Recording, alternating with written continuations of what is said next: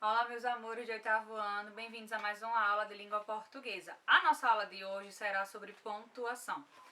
Pontuação no sentido do uso da vírgula. Lembrando, né, que a gente vai usar a vírgula para isolar e eu vou explicar quais são esses pontos que a gente usa a vírgula para isolar. Muitas pessoas têm muita dificuldade com o uso da vírgula, então prestem atenção a isso, né, para saber utilizar da forma correta. Quando eu quero isolar o vocativo, que na verdade o vocativo sempre vai ser isolado, lembrando que vocativo é um termo independente da oração. É aquele termo que ele vai precisar realmente ser isolado da oração, porque ele não faz parte propriamente dito dela. Nós temos aqui crianças, lavem as mãos. Algumas pessoas ousam dizer que crianças é o sujeito, mas não. Eu estou falando com as crianças para elas lavarem as mãos. Então, crianças é um chamamento, percebe? Crianças, lavem as mãos. Isso serve para vocês também, tá? Eu sei que são adolescentes, mas lavem as mãos, ok?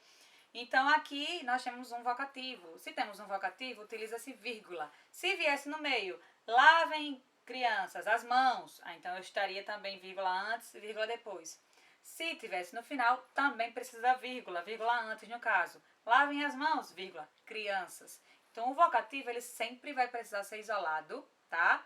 E a vírgula a gente usa para isolar ele, tá bom? Agora, expressões explicativas. Expressões explicativas, a gente conhece bastante o aposto. O aposto é um termo explicativo, mas não só o aposto nesse sentido.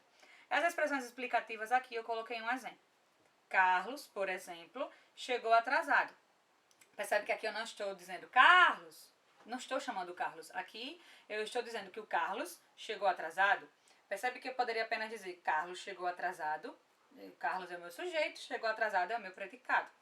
Por exemplo, faz parte do predicado, né? Se não faz parte do sujeito, é do predicado. Mas, por exemplo, eu tive que colocar entre vírgulas porque é um termo explicativo. É como se eu estivesse explicando que, além de outras pessoas, o Carlos também chegou atrasado. Então, é um termo explicativo, que ele chegou atrasado, tá bom? Então, por exemplo, é um termo explicativo. Nós temos no módulo de vocês outros termos explicativos, como isto é, a saber, ou seja, na verdade. Então, todos esses outros vão ser isolados por vírgula, tá bom? Seja no início, no meio ou no fim. Tem que ter vírgulas para isolar. Quando eu falo em isolar, é justamente isso. Colocar, se for no meio, vírgula antes e depois, como neste caso. Se for no início, vírgula aqui, depois no caso. E se for no final, vírgula antes, tá?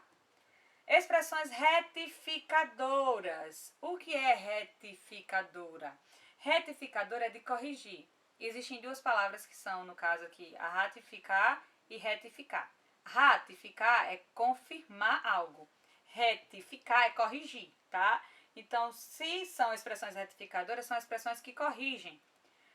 Por exemplo, estive lá ontem, ou melhor, anteontem.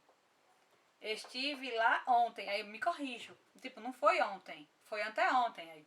Ou melhor, anteontem. Tá vendo que tem vírgula antes e vírgula depois? Isolei com vírgula, tá? Tem outros exemplos de expressões retificadoras, como aliás, o isto é também, ele pode ser retificadora quando ele estiver corrigindo, ok? E por último, não menos importante, as datas.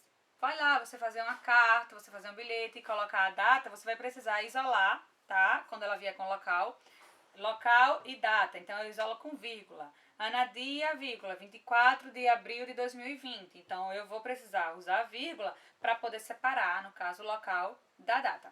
Estes são, né, algumas formas de utilizar do uso da vírgula. O uso da vírgula quando serve para isolar, certo?